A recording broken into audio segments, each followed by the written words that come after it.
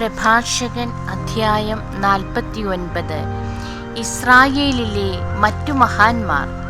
വിദഗ്ധമായി ചേർത്തൊരുക്കിയ സുഗന്ധക്കൂട്ടുപോലെ പരിമളപൂരിതമാണ് ജോസിയായുടെ സ്മരണ.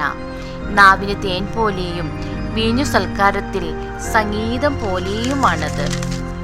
ഉത്തമ മാർഗത്തിൽ അവൻ ചരിച്ചു, ജനത്തെ മാനസാന്തരപ്പെടുത്തി, പാപത്തിന്റെ മ്ലേച്ഛത നീക്കിക്കളഞ്ഞു.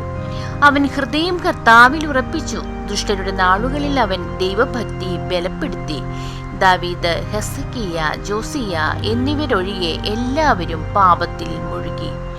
അത്യുന്നതന്റെ നിയമം അവർ നിരസിച്ചു. അങ്ങനെ യൂദാ രാജവംശം അസ്തമിച്ചു.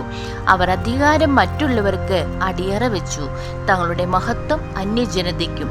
ജെറമിയ പ്രവചിച്ചതുപോലെ ആ ജനത വിശുദ്ധ മന്ദിരം സ്ഥിതി ചെയ്യുന്ന തിരഞ്ഞെടുക്കപ്പെട്ട നഗരത്തിന് തീവച്ചു, അതിന്റെ തെരുവുകൾ ശൂന്യമാക്കി.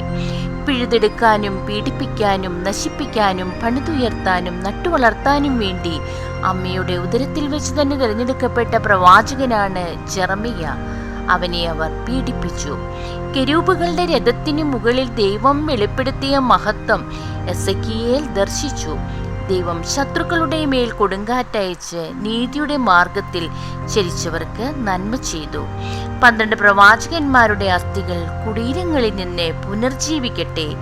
അവർ യാക്കോബിന്റെ ജനത്തെ ആശ്വസിപ്പിക്കുകയും ഉറച്ച പ്രത്യാശ നൽകി രക്ഷിക്കുകയും ചെയ്തു. സെറുബാബേലിന്റെ മഹത്വം എങ്ങനെ വർണ്ണിക്കും?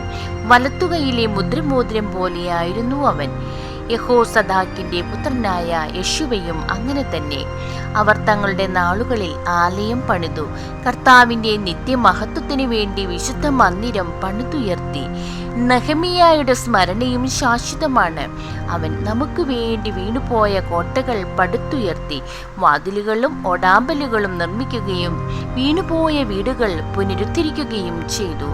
ഹെനോക്കിന് തുല്യനായി ആരും ഭൂമുഖത്തുണ്ടായിട്ടില്ല. അവൻ ഭൂമിയിൽ നിന്ന് സംവഹിക്കപ്പെട്ടു.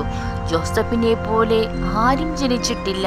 അവന്റെ അസ്ഥികൾ സൂക്ഷിക്കപ്പെടുന്നു. ഷേമും സേത്തും ബഹുമാന്യതരാണ്. സൃഷ്ടികൾക്കെല്ലാം ഉപരിയായി ആദവും.